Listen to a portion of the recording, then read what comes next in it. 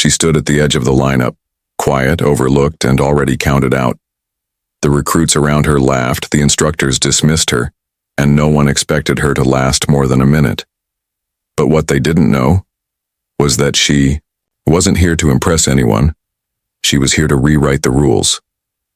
And when the moment came, her silence didn't just speak, it shattered records. If you're new to the channel, make sure to subscribe, like the video, and tell us where you're watching from in the comments below. Now let's move forward with this incredible true story. The sound of boots hitting gravel echoed across the training yard. Sirens wailed in the distance, followed by the sharp crack of gunfire from nearby shooting drills. A dozen hopeful recruits stood in neat lines, all waiting to be tested for the Tactical Response Unit, the city's elite force. At the edge of the lineup stood Nora Elwood. She didn't say much. She didn't fidget like the others.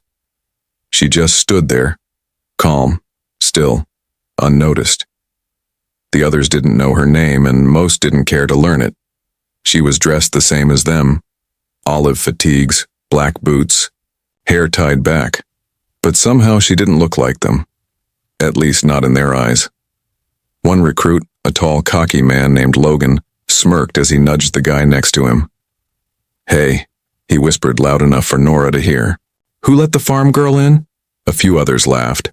Nora didn't flinch. They expected her to break under pressure, quit after the first drill. She didn't look tough. She didn't look loud. She didn't look like a true type. But they were only looking at her outside. Not the steel running through her. Around her wrist, barely noticeable, she wore a small feather charm on a leather cord. A simple token, but to her, it was everything.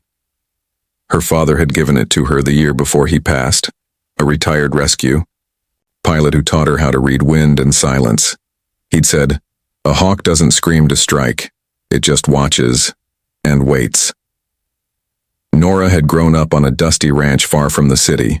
No crowds, no noise, just open land, steady hands, and sharp eyes. While other girls were learning dance routines or flipping through magazines, she was learning to shoot under pressure, tin cans swinging from tree branches, targets moving with the wind. Not for fun, for focus. Now, here she was, among towering, sweaty men who thought strength was all in the shouting. The instructor, Mr. Brandt, stepped forward. His voice was gruff, like gravel being poured into a bucket. "Obstacle course first," he barked. "Time matters, form matters more." Recruits bolted forward, throwing themselves at walls, crawling under nets, flipping tires. Logan and a few others shouted with every push-up like they were in a movie montage. Nora? She didn't shout. She didn't stumble. She moved like she'd memorized the course before she ever saw it. Her footwork was light, almost silent. Her movements clean, efficient. She finished fourth out of the group.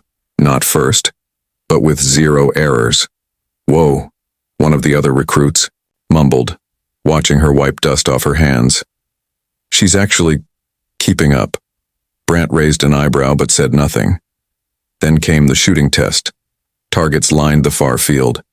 Each recruit would fire 10 rounds from 2 positions. Accuracy, speed, and control would be scored. Brandt looked around the group. "Let's save the warm-ups for last," he said, locking eyes on Nora. "Elwood, you're last," Logan chuckled. "Warm up, that's good." The recruits stepped, up one by one, firing off shots. Some were fast but sloppy, others took too long. A few hit their marks with some consistency. It was loud, competitive. Every shot was a show. Then it was Nora's turn. She stepped up, adjusted her stance, took a breath, and the field went quiet. No dramatic loading sounds, no trash talk. Just Nora and the target. She raised her weapon like she'd done 1,000 times in silence, and then pop, pop, pop. 10 shots, 10 hits. Every one of them centered. The silence stretched. Even Brandt looked like he forgot what words were. Logan's jaw hung slightly open. "No way," he mumbled. Nora stepped back and said nothing. Few moments later, the recruits gathered near the water station. As Nora poured herself a cup, Mira, another female candidate with a firm build and sharp tone, approached her. Well, Mira said with a crooked smile. Nice shooting, Annie Oakley. But this ain't some barnside carnival. True is for real fighters. Nora looked up calmly. We'll see who lasts, she said softly. That afternoon, the recruits were thrown into a simulation, a mock hostage rescue using paint rounds and smoke. Nora was assigned to a team but got no support. Her teammates ignored her commands and failed to cover her. The mission fell apart. Brandt shook his head. Recruits like you put real officers in danger, he said sharply. Nora stood frozen. She wasn't just being rejected, she was being blamed.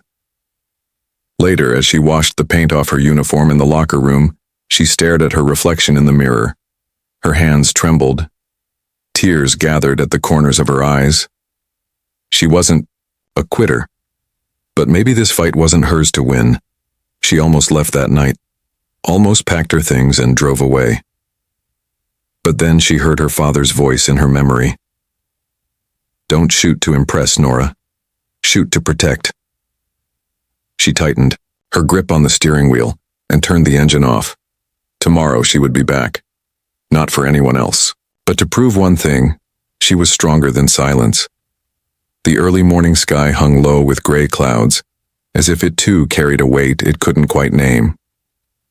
Inside a small cabin just outside city limits, Nora Elwood sat on the edge of her bed, staring at the boots she hadn't yet unlaced. She had slept in her uniform, not on purpose. Exhaustion had simply won. Now, in the dull quiet of dawn, her mind was louder than ever. She thought about the obstacle course, the Snickers, the perfect shooting that was met not with praise, but with suspicion. The mock rescue, where she was blamed for a team's failure, even when she'd followed every rule, every move. Most of all, she thought about Brandt's voice. Recruits like you put real officers in danger. Those words cut sharper than any rejection letter could. They weren't just saying she wasn't good enough. They were saying she was a risk, that her presence wasn't just wrong, it was dangerous. Her eyes drifted to the old wooden dresser. Sitting on top was a small, dust-covered box. She opened it slowly. Inside were a few faded photos. Her father, in his flight suit standing tall next to a helicopter. A younger Nora laughing as she held up a tiny trophy from a community shooting competition. And at the bottom, a stack of handwritten notes, her father's training plans. Each one written, with patience, with love. She unfolded the first sheet. At the top, in neat block letters, it read, "The best marksmen don't shoot for glory. They shoot because someone else's life depends on it." A lump formed in her throat. Her father had been a man of quiet discipline, a search and rescue pilot who never raised his voice, never bragged, never judged someone by the way they looked. He used to tell her stories not about medals but about moments, pulling a lost hiker off a cliff, navigating storm winds to reach a crash site. He had trained her not just to be accurate but to be steady. She could still hear him. It's not how loud you hit the target, it's how calm you stay under fire. But right now, Nora didn't feel calm. She felt angry, hurt, confused. She had done everything right. And still it wasn't enough. She stared at herself in the mirror, eyes red, jaw clenched. "Why am I even doing this?" she whispered. And then, quietly, she answered herself. "Because I know I belong there." That thought sparked something. A small flicker of fight, buried under layers of frustration. She stood up. The official TRU test had already passed. The window was closed. She wasn't on the team, but maybe there was another way to prove herself. Not to the instructors, not to the recruits, but to herself. If they thought she wasn't strong enough, she'd show them something stronger than noise, stronger than bragging, something they couldn't ignore. She grabbed a notebook from the table and started sketching out a plan. Not just a practice run, a challenge. Later that morning, Nora pulled into the edge of the TRU training grounds. The lot was mostly empty, except for a few early risers, junior officers and leftover recruits who had stayed on for extended drills. She set up her own custom course, something no one had dared try solo. It combined every major skill TRU candidates were expected to master: timed moving targets, long-distance precision, sniping live hostage simulations with dummies, tactical reloads, reaction drills with strobe distractions, a final 500-meter bullseye shot with only one breath. She'd tested these skills before separately, but never all in one sequence. This was her proving ground. As she set up the range markers, a few curious onlookers gathered. One of them was Mira, the female recruit who had once mocked her. Mira leaned on the fence, arms crossed, watching with a skeptical expression. "Trying to win a medal, Elwood?" she called out. "Nope," Nora replied without looking up. "Just keeping my word." By the time she was ready, there were a dozen people watching: tech officers, trainers, even a few off-duty recruits. They stood quietly, not sure what to expect. Some looked amused, others just curious. Nora stood at the start line, took a deep breath, and nodded to the tech officer holding the timer. He pressed the button. She moved like water, flowing between stations, steady under pressure. She didn't shout, didn't hesitate. Each target dropped. Every movement was measured. No panic, no show. She reached the final stage with seconds left. One shot, one chance. A mock hostage stood in front of a 500-meter target. One missed breath, and the shot would hit wrong. Nora inhaled, exhaled, and squeezed the trigger. The dummy didn't move. But the red dot appeared, center mass. Bullseye. The timer beeped. Silence. The tech officer slowly looked down at his device, then back up at Nora. You just beat the department's course record," he said, blinking. "By 7 seconds. Mira's arms dropped to her sides. Her jaw opened slightly. Someone clapped once, then another, then more. Even Brandt, standing at the back, having arrived mid-drill without anyone noticing, nodded slowly. He nodded slowly, then added, "I think I almost walked out yesterday. I didn't think I belonged."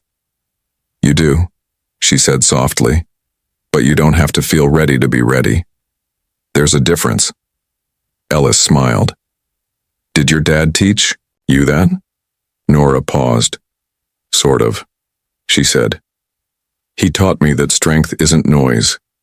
It's knowing when to stand still and when to step forward." That afternoon, the recruits were surprised with a high-stress simulation, a mock hostage rescue, complete with sound effects, flashing lights, and time limits. It was chaotic, the kind of test that made even confident recruits panic.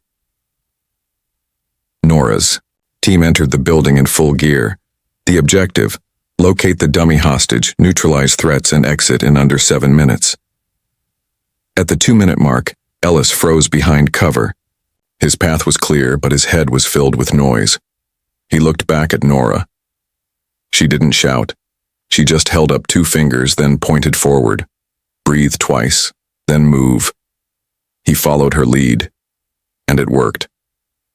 The mission ended in 6 minutes and 45 seconds. A pass, not perfect, but strong, controlled.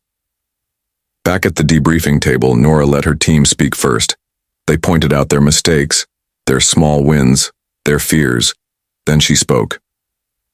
"You did more than just follow orders," she told them. "You listened. You adjusted. You trusted the process. That's more valuable than bravado." Ellis raised his hand. "Can I say one more thing?" Nora nodded. "You said earlier that confidence comes after action," he said. "I think I get it now. I think I feel ready." She didn't say much in reply, just nodded once, like her father used to. Weeks passed. Nora continued to serve, on missions.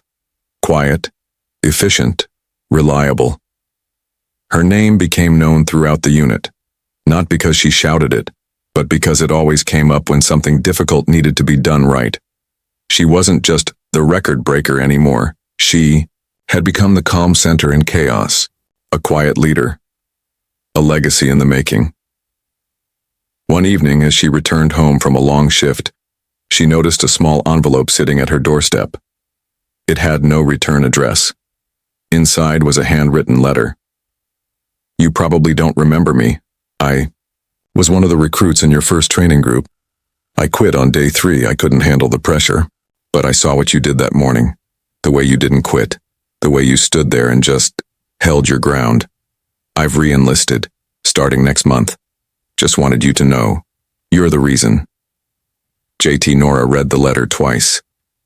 Then she slipped it into the same box where her father's note still lived. The feather charm on her wrist brushed gently against the paper. She stood at the window, staring into the quiet dark. There were no crowds, no applause, no breaking news, just her, and the growing truth that what she had built, quietly, patiently, had become something bigger than one badge or one mission. She wasn't just part of the team. She was changing what strength meant, one steady breath at a time. So true legacy isn't in making noise, it's in making room for others to rise.